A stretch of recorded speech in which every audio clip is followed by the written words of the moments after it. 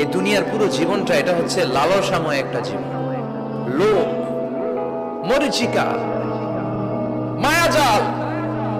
এই মায়াজালে আমরা আটকে আছি, ফলে মৃত্যুর কথা আমরা ভুলে গিয়েছি।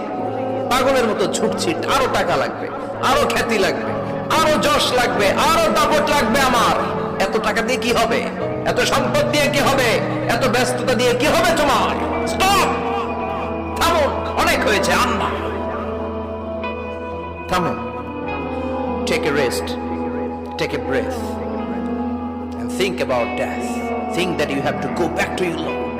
একটু বসেন না, একটু ভাবেন যে আমাকে চলে যেতে হবে, চলে যেতে হবে। এই কোলাহল, এই ব্যস্ততা, এগুলো থাকবে, থাকবো না আমি। সাইয়েদনা ওমর ফারুক বলেছেন, মুতু ক্বাবলা আন তামুতু, মরার আগে একবার মরো।